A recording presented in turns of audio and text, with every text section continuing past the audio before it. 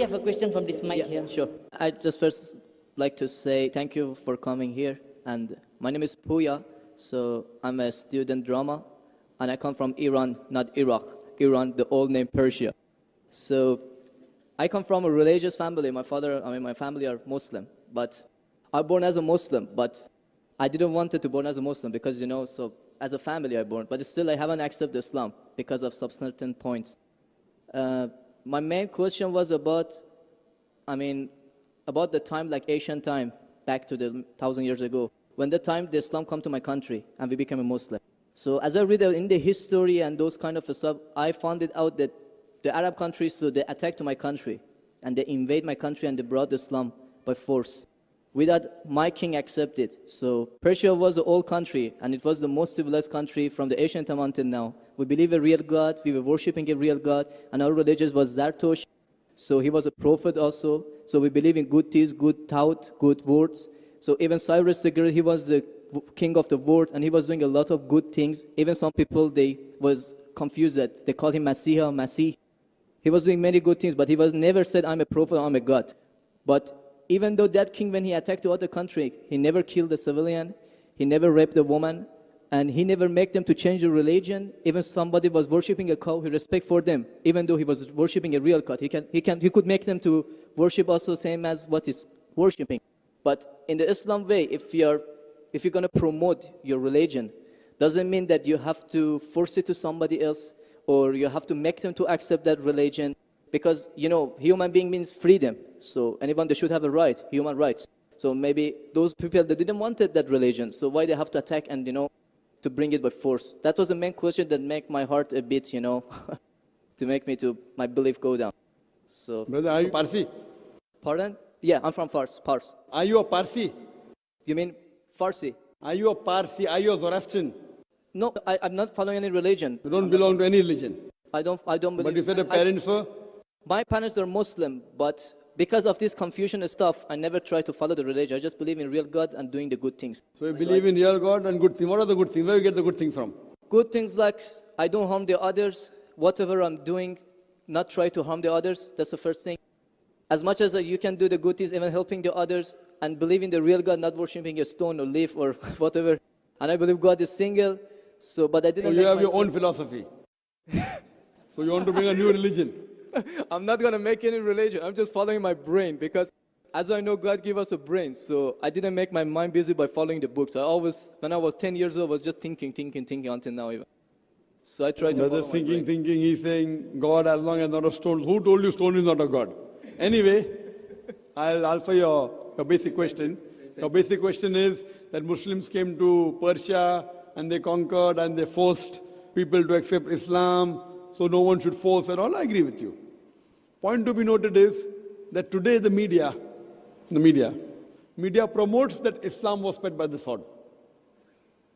I am aware that there are certain black sheep in the Muslim community and there are certain Muslim rulers who did wrong things. But as a whole, Islam was never spread by the sword.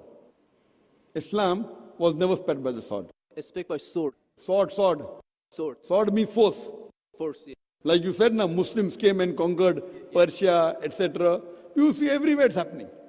There are wars taking place. But in Islam, it's clearly mentioned in Surah Baqarah, chapter 2, verse number 256. La ikraha fid deen. There's no compulsion in religion. Truth stands out clear from error.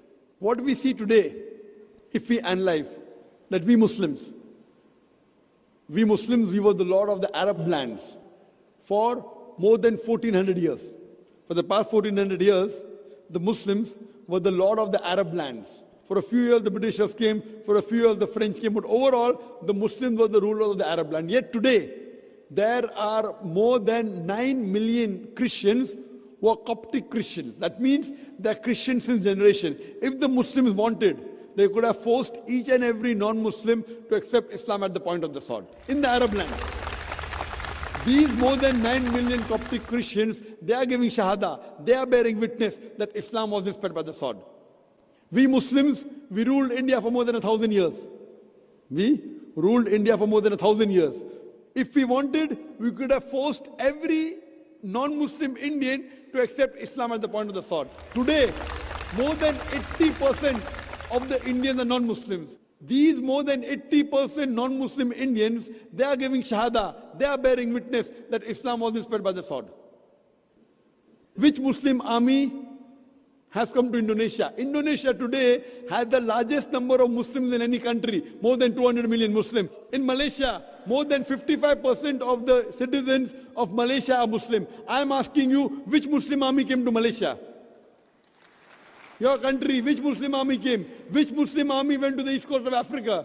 It was the business, it was the traders. When they came here, people accepted this religion. It is the media hype which talks about Islam was spread by the sword. Yes, there were a few people. There were a few black sheep of the Muslim community. Brother, you asked the question, you are listening or you are raising the hand? Okay, sure.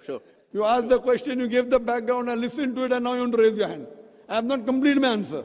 Okay, sure. Continue. If you ask the question, you should think. Because if you're thinking something, I'm a doctor. If you're thinking, that means you won't hear my answer. If I ask you to repeat, you won't be able to repeat 25%. So when you listen, you should give attention. I'm a doctor.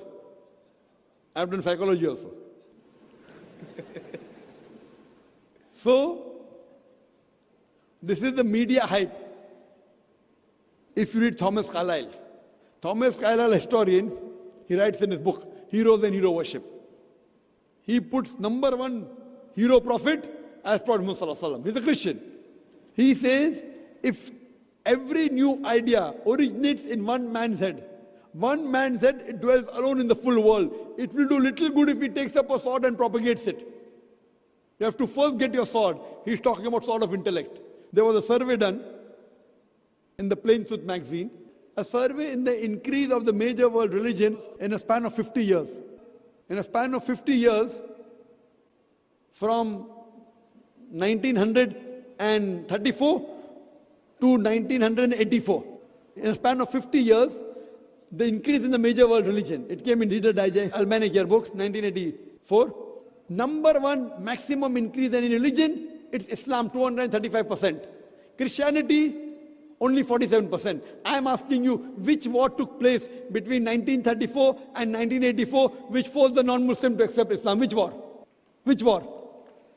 Today, leave aside the past. Today, the fastest growing religion in America is Islam. The fastest growing religion in Europe is Islam. I am asking you, who's forcing the Americans to accept Islam? Who's forcing the Europeans to accept Islam? You were not there born. Were you present in the past? Arabs came to my land and forced. Where were you present? This is history.